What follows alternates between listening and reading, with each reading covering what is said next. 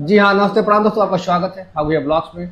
अभी मैं बैठा हूँ अम्बेडकर नगर जनपद के हाजीपुर मऊरा जिला अम्बेडकर नगर, और हमारे बगल हैं आयुष पटेल जी। इनका सिलेक्शन हुआ है इसरो में, और सबसे बड़ी बात यह है कि इनका रैंक 1 आया है पूरे जो है इंडिया में, हाँ, ऑल ओवर इंडिया में, OBC category. OBC category all over India में रैंक आपका फर्स्ट जी। है।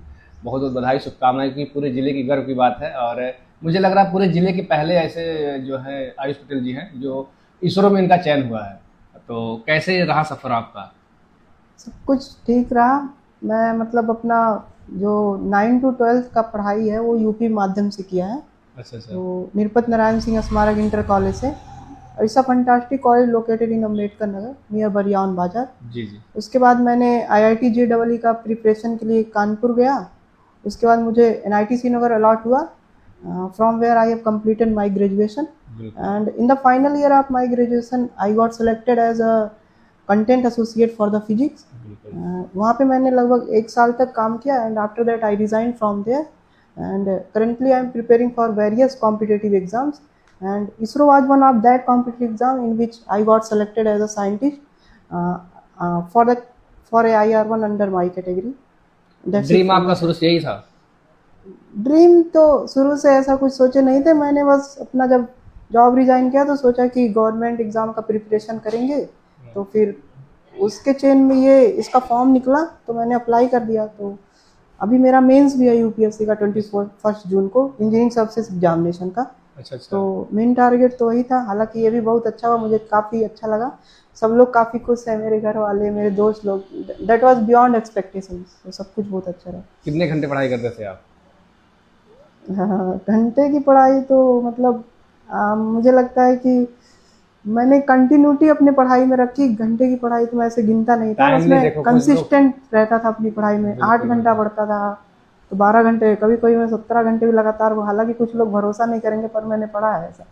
कंटिन्यू एक ही बार बैठे 17 हाँ घंटे? मतलब बाकी जो हाँ नेचुरल कॉल होते हैं वो बिल्कुल करने बिल्कुल पड़ते हैं, वॉशरूम जाना ये बिल्कुल सब। बिल्कुल। बाकी मतलब हाँ, मैं पढ़ा हूँ 17 घंटे एग्जाम टाइम के आसपास। इतनी एनर्जी कैसे डेडिकेशन रहता, आगे का टारगेट रहता, सबकी उम्मीदें तुम्हारे ऊपर रहती हैं। मैं शुरू से सबकी उम्मीदें मेरे ऊपर रहती थी। तो सबकी उम्मीदें उस रहती हैं? तो एक्सपेक्टेशन पे तुमको खरा उतरना है ना, तो वो चीज़ें सोने नहीं देती तुमको। बिल्कुल, वो चीज़ जब आपका सपना क्लियर, ड्रीम आपका क्लियर है, तो वो आपको चैन से नींद आएगी ही नहीं। और ये इसकी चयन प्रक्रिया क्या है इसरो में? अगर किसी बच्चे को तैयारी करना है, उसमें सिलेक्शन के लिए जाना है, उसकी कैसे क्या एलिजिबिलिटी वगैरह है? तो इसरो, आई थिंक इसका रिक्रूटमेंट कंटिन्यूअस तो नहीं होता। After every second year they will release their notifications. तो बिल्कुल। आपको फॉर्म अप्लाई करना पड़ेगा। इसके बाद एक रिटन एग्जाम होता है टेक्निकल, जी जी। तो उसको क्वालिफाई करना पड़ता है। और इसमें मतलब वैकेंसीज काफ़ी कम आती हैं। जैसे इस बार ओवरऑल 10 ही वैकेंसी थी, तो पूरे इंडिया में 10 ही थी। तो मतलब फिर उसका एग्ज़ाम होता है, रिटन एग्ज़ाम। फिर रिटन एग्ज़ाम क्वालिफाई कराते हैं तो एक पर सीट पे 5 लोग को बुलाते हैं इंटरव्यू के लिए। इंटरव्यू होता है, इसके बाद रिजल्ट आता है। क्वालिफिकेशन इसमें क्या लगता है? Qualification, minimum qualification is bachelor of technology B Tech. Bachelor. And upper quali if you have any upper qualification that is well and good. बिल्कुल।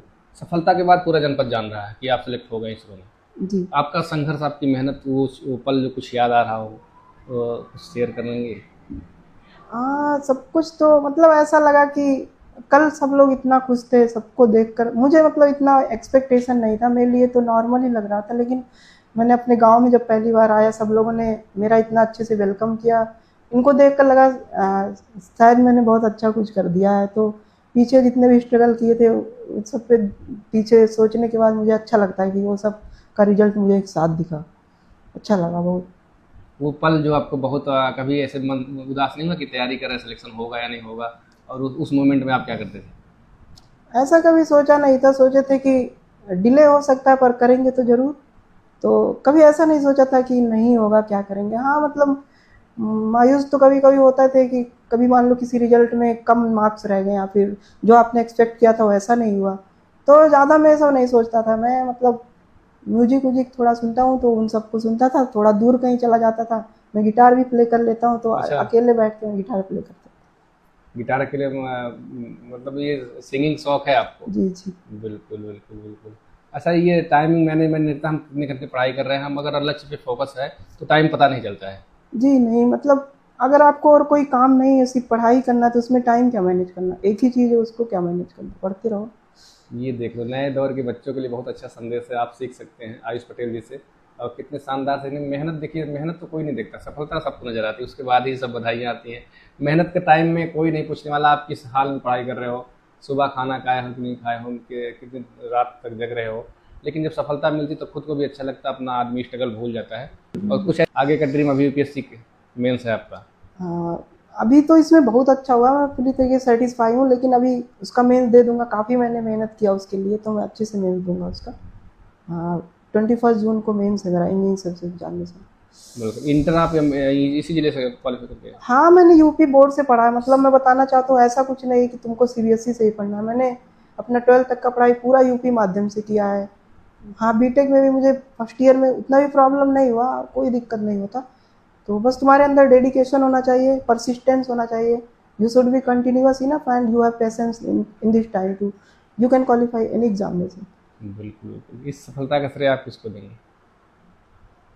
इस सफलता का श्रेय मैं अपने मेरे बाबा हैं श्री हरिनाथ चौधरी, उनको, और अपनी दादी को, अपने माता पिता को, मेरे भैया भाभी और मेरी बहन लोग हैं, मेरे सारे परिवार लोग और मेरे दोस्त लोग। And a big thanks goes to all the respected teachers, R K sir, Pradeep sir also. आप ऑनलाइन ज़्यादा पढ़ते थे कि ऑफलाइन? हाँ, मतलब मैं तो ऑफलाइन पढ़ाई ज़्यादा किया हूँ, हालांकि it's a good things in this time when AI has dominated in this way, you should use the AI in a proper way. हालांकि मैंने इस ज़्यादा ऑनलाइन की पढ़ाई नहीं की है, मैंने ऑफलाइन ही ज़्यादा प्रीफर किया है, लेकिन मतलब मैं ऑनलाइन का ऐसे कुछ अगेंस्ट उसके नहीं हो, it's a best way to study anything. बिल्कुल इट इज़ बिल्कुल। Available in locality and very in easy form, you can use at any time. बिल्कुल, आप यूट्यूब पे वगैरह ऑनलाइन घर बैठ के पढ़ाई कर सकते हैं। जी जी, आप यूट्यूब पे सब कुछ अवेलेबल है, आप एक उसमें इनपुट डालिए, वो तो 100 वीडियो दिखाता है। हम्म, तो वहाँ कहीं ना कहीं उसका ड्रॉबैक भी है कि 100 वीडियो दिखा देता है, हालांकि you can prefer any particular channel and full confidently follow that channel and have faith on that channel and you will succeed solely. आप बहुत कम एज में अभी आपकी है, कम सही है, इसे जो आपके लिए सही एज है आपकी, इस एज में अगर सफलता मिल जाए, क्योंकि स्ट्रगल आपने बहुत शानदार मेहनत किया, बहुत अच्छे ढंग से मेहनत किया, दृढ़ संकल्प लेकर मेहनत किया, सफलता आपको जल्दी मिल गई। बहुत लोग लगे रहते हैं, काफ़ी टाइम तक उनको नहीं मिलता है। ये आज के युवाओं के लिए आप कौन सा क्या संदेश देना चाहेंगे? कोई बात नहीं, मतलब टाइम लग जाता है, तुम्हारे अंदर पेशेंस, मतलब मैंने अपने प्रिपरेशन फेज में यही महसूस किया, क्योंकि ये बातें तो सबको पता है कि क्या सही है क्या गलत है, तो कोई सीक्रेट नहीं रहा प्रिपरेशन में कि मैं कुछ ऐसा बोलूँगा तो तुम वो कर लो तो हो जाएगा, सबको सब पता है क्या सही है। हालांकि मैंने अपने प्रिपरेशन फेज में महसूस किया कि प्रिपरेशन फेज एक प्रोजेक्ट साइकिल है, अगर तुम उसके एक्टिविटीज़ को अच्छे से एग्जीक्यूट कर ले गए तो आप मिनिमम ड्यूरेशन में उसको कंप्लीट कर लेंगे, वरना वो प्रोजेक्ट साइकिल डिले होती रहती, लेकिन अगर आपके अंदर पेशेंस है तो वो प्रोजेक्ट खत्म होगा जरूर, थोड़ा टाइम ले सकता है लेकिन खत्म होगा जरूर। बिल्कुल बिल्कुल। बस आपके अंदर पेशेंस होना चाहिए, कंटिन्यूटी होना चाहिए और अपने ऊपर कॉन्फिडेंस होना चाहिए। कॉन्फिडेंस, अपने ऊपर पेशेंस, ये जरूर होना चाहिए। कोई भी मंजिल मिलती है अगर दृढ़ संकल्प लिया गया, निरंतर मेहनत हम कर रहे हैं। और अगर साहित्य में रुचि है, कुछ लिखने पढ़ना सुनना है? कुछ दिन, मतलब कुछ पार्ट साल टाइम पहले में? बीटेक में था, बीटेक में काफ़ी मैं एक्टिविटीज़ में इन्वॉल्व रहता था। और जैसे अभी प्रिपरेशन में जैसे मैं म्यूजिक क्लासेस में जाता था, म्यूजिक ग्रुप हम लोग का था। गाना ना भी गाते थे आप? हाँ, हम लोग ग्रुप में गाते थे, अभी कुछ तो गाना काफ़ी। सुनाएंगे आज तो, आप खुशी का पल है तो नहीं नहीं, गुनगुना अभी दीजिए तो थोड़ा। अरे नहीं, गाना वाना तो अभी नहीं हो पाएगा। मतलब मैं इस चीज़ के लिए प्रिपेयर नहीं हूँ, वो मतलब वो एक माहौल बनाना पड़ता है ना, माहौल बनाना पड़ता अचानक है। से वो म्यूजिक ऐसी चीज़ है जो स्पिरिचुअल होती है, वो अंदर से आती है। अभी वैसा मतलब कोई मुझे बोले तुम ये कर दो तो मतलब शायद वो मेरा रियल म्यूजिक ना निकले, वो दिखावटी कहाँ टाइप का आप रहेगा। दिल्ली रह के तैयारी कर रहे थे? जी, हम दिल्ली रह के तैयारी की। कितने साल से बाहर हैं? मतलब वैसे तो 12th के बाद से तो बाहर ही हैं 12th वैसे। के बाद से बाहर निकल गए? हाँ, प्रिपरेशन मेरा मतलब अराउंड 2 years हो गया प्रिपेयर करते हुए। अच्छा, ये आज के बच्चे, मतलब हमको कब डिसाइड करना चाहिए, क्या हमारा ड्रीम क्लियर कब कर लेना चाहिए कि हमको ये बनना है, किस एज तक या किस क्लास के बाद? मुझे लगता है कि बहुत जल्दी भी नहीं डिसाइड करना चाहिए। तुम्हारा जो एक पेडागॉगी बना है टीचिंग का, उसको तुम फॉलो करो, अपना 12th अच्छे से पढ़ो, इसके बाद बीटेक में जाओ, वहाँ डिसाइड करो सेकेंड ईयर में कि वहाँ तुमको पता चल जाएगा, क्योंकि वहाँ पे वेरियस डिसिप्लिन के स्टूडेंट रहते हैं, तुम उसमें देखते हो कि मैं किसमें अच्छा परफॉर्म कर रहा हूँ। मान लो, लेकिन वहाँ से मान लो तुम इंजीनियरिंग में चले गए, अब इंजीनियरिंग के बाद बहुत सारे ऐसे मतलब रास्ते होते हैं, कोई साइंटिस्ट बनना चाहता है, कोई आईएएस बनना चाहता है, तो कोई पीएसयू में जाना चाहता है। तो वहाँ आप सेकेंड ईयर में डिसाइड कर सकते हैं कि आपको कहाँ जाना है। बाकी मेडिकल स्ट्रीम से मैं हूँ नहीं, तो सॉरी मैं उसको नहीं बता बिल्कुल सकती। बिल्कुल बिल्कुल। अब कैसा आपको खुद कैसा लग रहा है? मुझे बहुत अच्छा लग रहा है, सब लोग बहुत खुश हैं, मुझे बहुत अच्छा लग रहा है। एवरीथिंग वाज बियॉन्ड आप नहीं खुश एक्सपेक्टेशन। हैं? हम बहुत खुश हैं, क्यों? सब लोग खुश हैं तो हम भी खुश हैं। सफर अभी जारी रहेगा क्या? सफर यही मैं यूपीएससी का अटेम्प्ट दूंगा, और मतलब लेकिन मैं इससे बहुत सेटिस्फाई हूँ, मुझे इससे मतलब ऐसा सर्टिफाइड कुछ है? रिग्रेट नहीं। पूरे जिले के पहले पहले हैं आप जो इसरो में जिसका चयन हुआ है आपका। Thank you sir. बिल्कुल, मुझे जहाँ तक मुझे जानकारी है, किसी और अभी तक मैंने सुना नहीं था। पुराने में कोई होगा तो जानकारी मुझे नहीं है, बट अभी हाँ 2-4-5 सालों में मुझे लग रहा है कि पहले आयुष पटेल जी हैं, वो भी रैंक 1 ओबीसी में आए हैं। और बहुत बधाई, बहुत ही शुभकामनाएं आपको पूरी थैंक यू जनपद की सर। तरफ से और मैं फागू भैया ब्लॉक की तरफ से, क्योंकि बड़ा अच्छा लगता है जनपद का नाम अदर स्टेट में जाता है, अदर डिस्ट्रिक्ट में जाता है, पूरे देश में आपका नाम है। अब आयुष पटेल कोई है रैंक 1 पे, तो कहीं न कहीं बड़ा अच्छा लगता है, बड़ी खुशी होती है। और ऐसे लोग जो भी तैयारी कर रहे हैं किसी भी क्षेत्र में, धैर्य बना के तैयारी करिए। अभी अब सुन लीजिए मैं आयुष पटेल जी क्या कह रहे हैं कि धैर्य ही है जो आपको सफल मंजिल तक ले जाती है। कुछ और नया संदेश देना चाहेंगे आज के युवाओं को, तो अपनी तरफ से कुछ देना चाहेंगे? फिर से वही मैं बोलूँगा कि सबको क्या सही चीज़ है वो सबको पता है। बस मतलब अपने माइंड पे तुम कंट्रोल रखो, पॉजिटिव चीज़ों को ग्रैब करो, निगेटिव चीज़ों को थोड़ा अवॉइड करो, बस यही है और कुछ नहीं। ओके, बहुत अच्छा लगा आपसे बात करके।